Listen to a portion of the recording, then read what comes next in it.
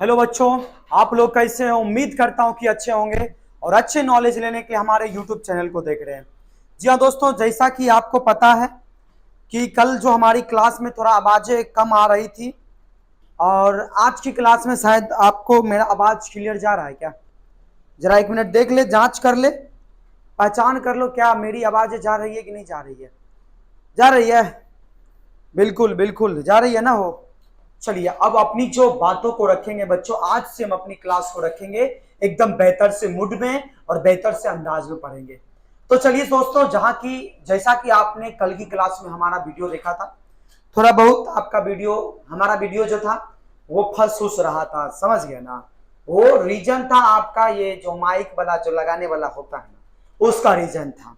लेकिन बच्चों अब अपनी क्लास को थोड़ा सा और आगे की ओर लेकर चलेंगे।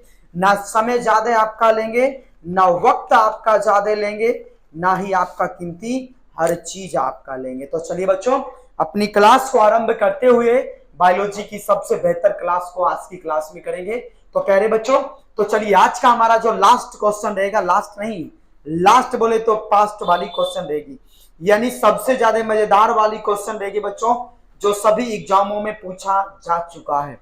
बहुत सारे एग्जाम में यहां से क्वेश्चन आने वाले होते हैं और आपके ये बिहार बोर्ड 2025 में भी क्वेश्चन पूछने की संभावना होती है। तो प्यारे बच्चों, अगर आप अभी इस चैनल पर नए हैं तो चैनल को सब्सक्राइब कर दीजिए और जो भी आपके दोस्त इधर उधर भटक रहे हैं तो उसे बिल्कुल शेयर कर दीजिए, ताकि हमारे जितने भी बायो के सुपरस्टार है बिल्कुल हमारे इस वीडियो को देख सके, पहचान सके। तो चलिए बच्चों, सबसे पहला अपना जो क्वेश्चन होता है, डीएनए उंगली छापन किसे कहते हैं? डीएनए उंगली छापन, या इसी को बोला जाता है बच्चों डीएनए फिंगरप्रिंटिंग।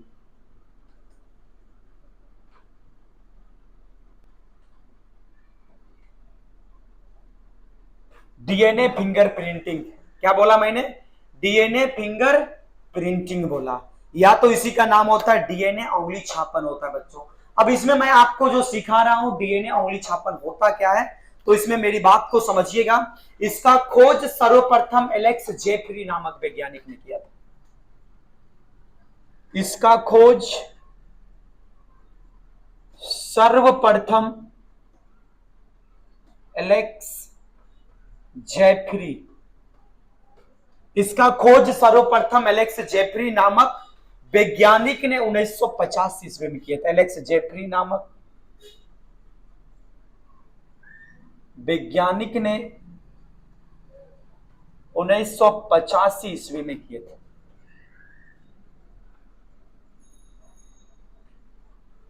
कितने ईस्वी में किया था? 1985 ईस्वी में किया था। मैं बता रहा हूं कि इसका खोज सर्वप्रथम किस वैज्ञानिक ने किया था? एलेक्स जेफरी नामक वैज्ञानिक ने 1985 ईस्वी में किया था। और इसमें सभी जातियों का डीएनए जो होता है, सभी जातियों का डीएनए 99.9%, सभी जातियों का डीएनए 99.9% समान होता है, समान होता है। लेकिन 99.9% समान होता है, लेकिन बच्चों 0.1% असमान होता है। 0.1% क्या होता है प्यारे साथियों? असमान होता है। तो मैं यहां आपको बता रहा हूं। अब आपसे क्वेश्चन पूछेगा कि सर डीएनए का कोई दूसरा नाम भी होता है, तो बच्चों याद रखिएगा डीएनए का दूसरा नाम ये लिख सकते हैं, डीएनए फिंगरप्रिंटिंग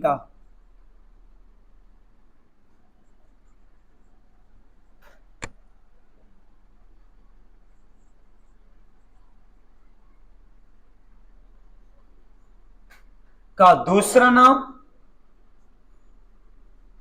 डीएनए फिंगरप्रिंटिंग का दूसरा नाम डीएनए प्रोफाइलिंग होता है।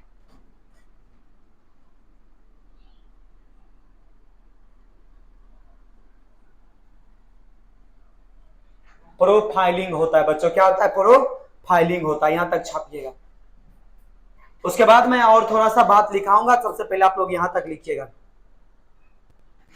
अब डीएनए फिंगरप्रिंटिंग के लिए हमें क्या लेना पड़ता है?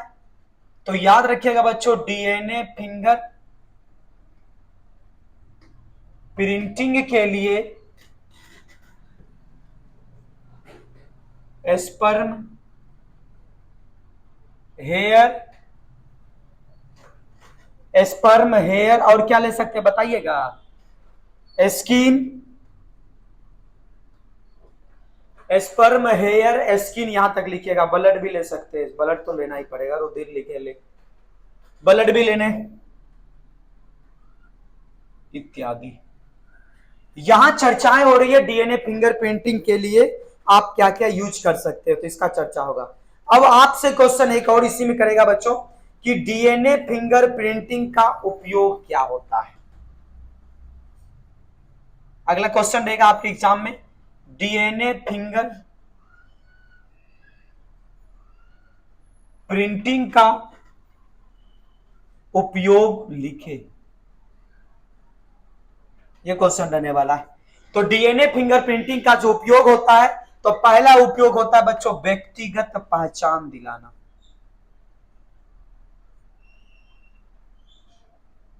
जानना, पहचानना, व्यक्तिगत पहचानना। और दूसरा होता है बच्चों आनुवांशिक विकारों को पहचानना, आनुवांशिक विकारों को पहचानना। और ये तीसरा क्वेश्चन होता है बच्चों हमारे एग्जाम में जो पूछा जाता है, तो याद रखिएगा, इसके द्वारा वास्तविक रेपिस्ट का पता चलता है, इसके द्वारा वास्तविक रेपिस्ट का पता चलता है। किसका पता चलता है बच्चों? वास्तविक रेपिस्ट का पता चलता है। तो इसमें आपको लिखना है प्यारे साथियों, मैंने बताया कि डीएनए उंगली छापन क्या होता है, डीएनए फिंगरप्रिंटिंग क्या होता है। तो डीएनए फिंगरप्रिंटिंग कहने का मतलब होता है इसका खोज सर्वप्रथम एलेक्स जेफरी नामक वैज्ञानिक ने 1985 ईस्वी में किया था। उसके बाद ये सभी जातियों में डीएनए जो होता है बच्चों 99.9% समान होता है, लेकिन 0.1% समान नहीं होता, यानी असमान होता है। उसके बाद डीएनए फिंगरप्रिंटिंग का दूसरा नाम क्या होता है? डीएनए प्रोफाइलिंग होता है। आपसे क्वेश्चन पूछेगा डीएनए का दूसरा नाम क्या होता है, तो याद रखिएगा बच्चों डीएनए प्रोफाइलिंग होता है। उसके बाद डीएनए फिंगरप्रिंटिंग के लिए स्पर्म लिया जाता है, शुक्राणु, हेयर यानी बाल, स्किन मतलब त्वचा और ब्लड मतलब खून होता है, ये सब लिया जाता है। उसके बाद डीएनए फिंगरप्रिंटिंग का हम लोग उपयोग कैसे करते हैं? सबसे पहले आपस में एक दूसरे व्यक्ति को पहचानना, अगर अनुवांशिक विकारों को पहचानना जो लगातार वंशों से चलते आ रहा है रोग, जैसे मैं बताया हूँ हिमोफीलिया, वर्णता, ये सब कौन से रोग होते हैं जो लगातार अपने वंशों से चलते आते हैं। उसके बाद इसके द्वारा वास्तविक रेपिस्ट का पता चलता है। रेपिस्ट मतलब जो रेप उप की अभी घटनाएं चल रहा है, किसी से पता किया जा सकता है। बात बुझाया? बात बुझाया कि नहीं बुझाया? बुझा ही गया ना हो, चलिए बुझा गया। उसके बाद मैं आपको पढ़ाऊंगा, उसके बाद अगला जो हमारा टॉपिक रहेगा मानव जीनोम परियोजना, HGP, इसको लिखिएगा। उसके बाद मैं आपको ये बताता हूं, स्क्रीनशॉट लीजिए, तब तक मैं आपको ये बात बताऊंगा HGP क्या होता है। हो गया? लिख लिए? बिल्कुल स्क्रीनशॉट लेते रहिए, ये भी क्वेश्चन आपके एग्जाम में पूछने वाला था।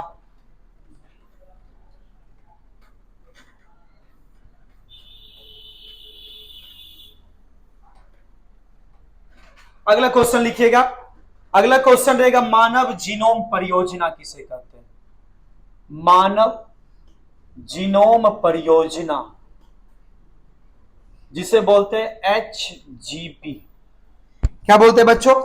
HGP बोलते हैं, ह्यूमन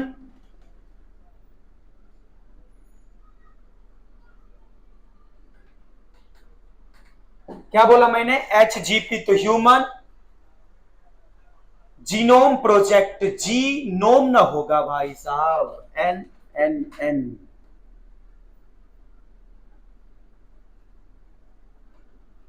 जीनोम प्रोजेक्ट। अब इसे शॉर्ट में मैंने बताया HGP, तो लिखिएगा HGP सर्वप्रथम ये भी क्वेश्चन भी आई है। एचजीपी सर्वप्रथम 1990 ईस्वी में। एचजीपी सर्वप्रथम क्या बोला जाता है बच्चों? 1990 ईस्वी में अमेरिका में प्रारंभ हुआ। ये कहां प्रारंभ हुआ था? अमेरिका में प्रारंभ हुआ। ये एचजीपी सर्वप्रथम 1990 ईस्वी में कहां प्रारंभ हुआ था? अमेरिका में प्रारंभ हुआ था। और तथा 2003 में प्रारंभ हुआ, तथा 2003 में, 2003 ईस्वी में, तथा 2003 ईस्वी में यह समाप्त हो गया। यह समाप्त हो गया। यानी ये जो प्रोजेक्ट था बच्चों, कौन सा? एचजीपी जो प्रोजेक्ट था, ये प्रोजेक्ट कब था? ये लागू हुआ था सर्वप्रथम 1990 ईस्वी में, कहा? अमेरिका में। और ये 2003 में खत्म हो गया। यानी सर कहने का मतलब जो होता है इसको समझेंगे। यह 13 वर्ष का प्रोजेक्ट था, मात्र 13 वर्ष का प्रोजेक्ट था। ये कितने वर्ष का था? मात्र 13 वर्ष का प्रोजेक्ट था। इस प्रोजेक्ट का मुख्य उद्देश्य, इस प्रोजेक्ट का मुख्य उद्देश्य, इस प्रोजेक्ट का बच्चों क्या था? मुख्य उद्देश्य जीन की संख्या था। जीन की संख्या था। यानी ये जो प्रोजेक्ट लगा था बच्चों, इस प्रोजेक्ट का मुख्य उद्देश्य था कि जीन की संख्या को कैसे बढ़ाया जाता है। कौन सा प्रोजेक्ट? एचजीपी वाला प्रोजेक्ट। इसमें क्या हुआ कि प्रारंभ में ऐसा अनुमान किया गया था, प्रारंभ में ऐसा अनुमान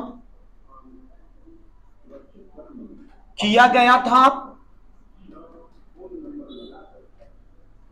प्रारंभ में ऐसा अनुमान किया गया था कि मनुष्य में 80,000 से, कि मनुष्य में 80,000 से 1,00,000, कि मनुष्य में 80,000 से 1,40,000 जीन होंगे।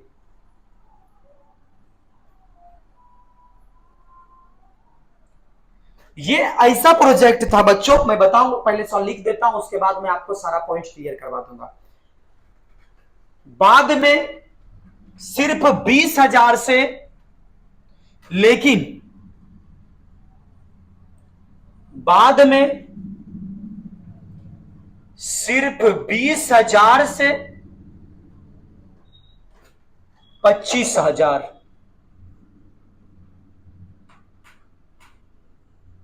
बाद में पता चला कि इस प्रोजेक्ट में जो चल रहा था 20,000 से 25,000 आइडेंटिफिकेशन हो। आइडेंटिफिकेशन का मतलब होता है सर अलग अलग। क्या होता है? अलग अलग होना होता है। हो हाँ, जरा बताओ तो आइडेंटिफिकेशन को क्या कहते हैं? मैं लिख देता हूं, आइडेंटिफिकेशन।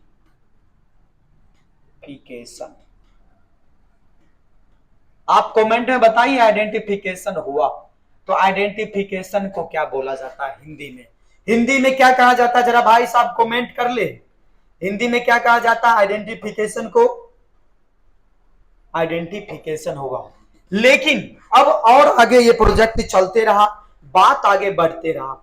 अब यहां जो कहता है कि औसत जीन की जो लंबाई होती है, औसत जीन की लंबाई जो होता है बच्चों कितना होता है? 3,000 बीपी होता है। 3,000 बीपी होता है। तो बीपी को बोलते हैं बेस पेयर। क्या बोलते हैं बच्चों? बेस पेयर होता है, बेस पेयर है। और सबसे बड़ा, और मैंने क्या बताया बच्चों कि और सबसे बड़ा जीन डाइएस्ट्रेशन, सबसे बड़ा जीन किसका होता है? डाइजेस्टेनर,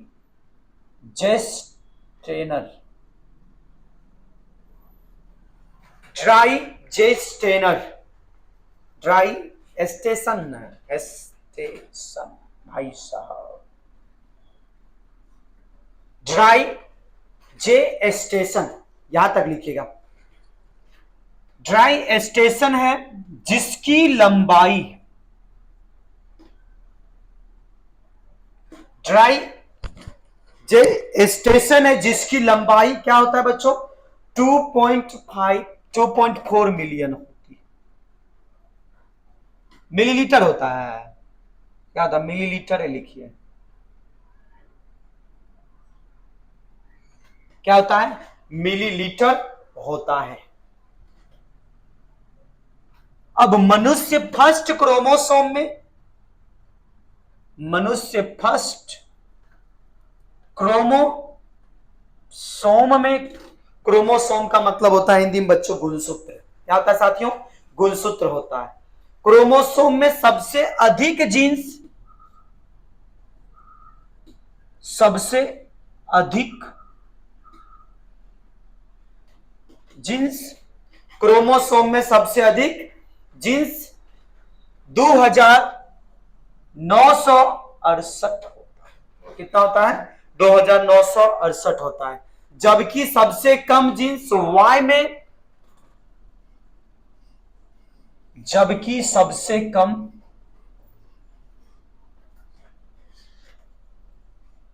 जीन्स वाई में 231 होता है। चलिए यहां तक लिखिएगा, छापिएगा, उसके बाद मैं अपनी क्लास को थोड़ा सा और मजेदार कर दूं ताकि आपको बच्चों अच्छे से समझ में आ सके। तो प्यारे साथियों यहां तक लिखिएगा, उसके बाद मैं आपको थोड़ा सा और नॉलेज दे के पढ़ाऊंगा। आज आपको दिक्कत नहीं ना हो रहा है भाई साहब, आवाज आप पता चल रहा है ना आपको, आवाज कि आज भी कट रहा है, हमारी आवाज नहीं ना कट रहा है, हाँ नहीं कटना चाहिए बच्चों, क्योंकि आप हैं बायोलॉजी के सुपरस्टार, तो बिल्कुल गर्दा भी मचाना है, तहलका भी उड़ाना है, क्योंकि बायोलॉजी में नाम भी कमाना है।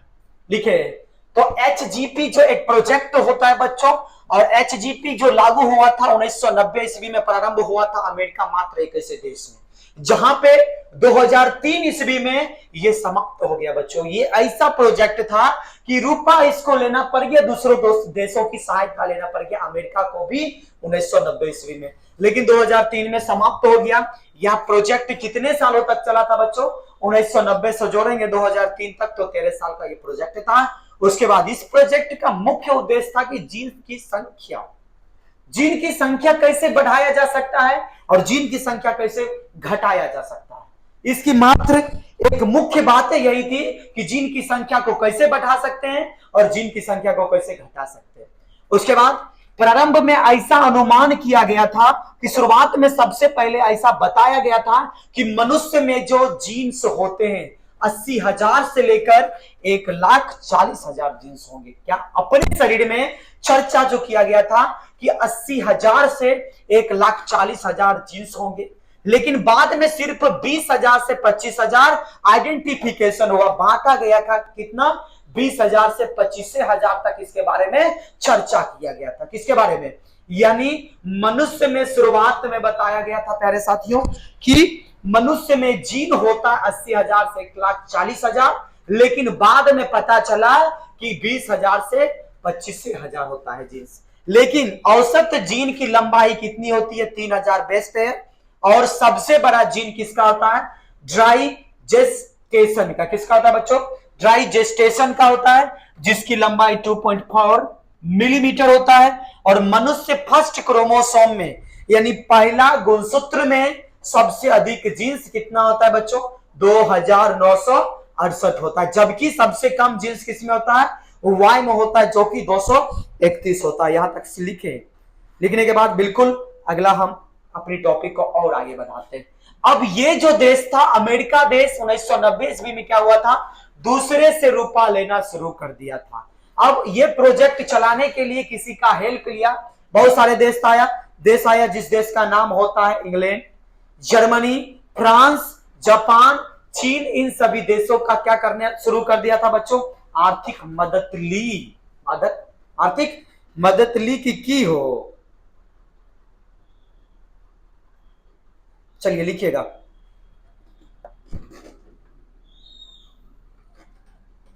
लिखिएगा लिखिएगा, ये 5 नंबर का क्वेश्चन है, ये 5 नंबर का क्वेश्चन है। लिखिएगा, इतना खर्च एक देश के लिए,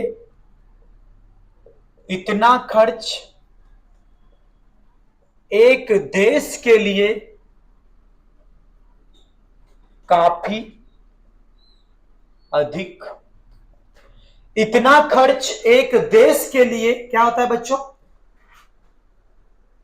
काफी अधिक, काफी अधिक था, इसलिए काफी अधिक था, इसलिए इसे इंग्लैंड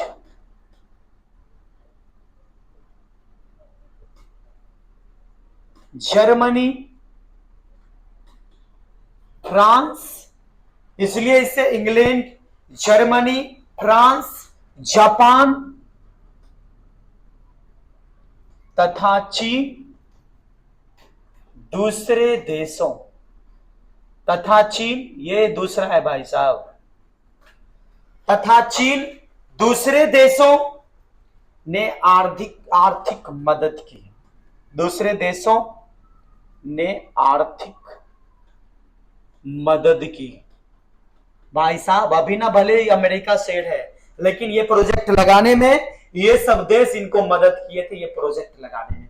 यानी इतना खर्च एक देश के लिए काफी अधिक होता, इसलिए इसे किससे मदद लेना पड़ा?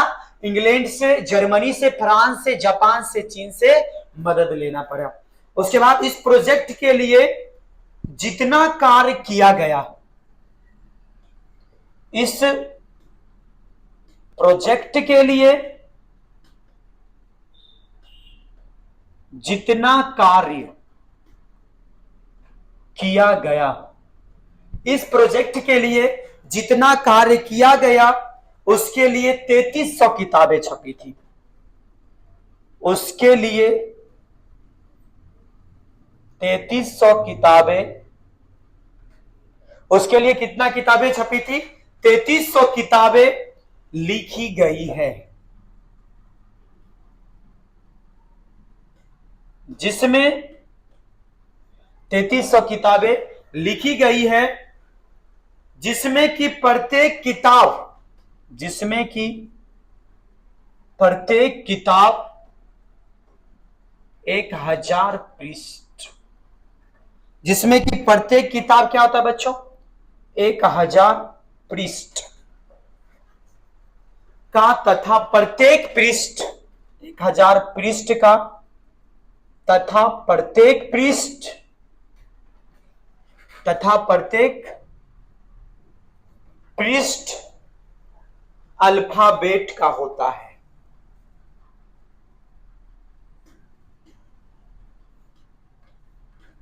अल्फाबेट का होता है। उसके बाद यहां तक लिखिएगा, उसके बाद विशेषता बताएंगे। अब यहां जो हमने बात आपको बताया कि इस प्रोजेक्ट के लिए जितना कार्य किया गया था, उसके लिए कितनी किताबें छपी थी? 3380 किताबें छपी थी, और जिसमें प्रत्येक किताब 1000 पृष्ठ का था, और प्रत्येक पृष्ठ कितने क्या थे? अल्फाबेट का था। प्रत्येक पृष्ठ क्या था बच्चों? अल्फाबेट का था। आप लिखेंगे मानव जीनोम की विशेषताएं क्या होती है। अगला हमारा जो स्टार रहेगा इसी में, विशेषता, मानव जीनोम की विशेषता, मानव जीनोम की विशेषताएं हम अपनी क्लास में करेंगे। तो लिखिएगा, एक मानव जीन में लगभग 3000, एक मानव जीन में लगभग 3000 न्यूक्लियोटाइड, एक मानव में लगभग 3000 न्यूक्लियोटाइड क्षार होते हैं। एक मनुष्य का बात बोलो तो बच्चों, एक मनुष्य में कितने न्यूक्लियोटाइड क्षार होते हैं? तो 3000 होते हैं। उसके बाद मानव जीनोम में 30,000 क्रियात्मक जीन होते हैं। HGP में 30,000 जीन सक्रिय होते हैं, क्रियात्मक होते हैं, ये वाला लिख ले, क्रियात्मक होते हैं। यानी बच्चों अपने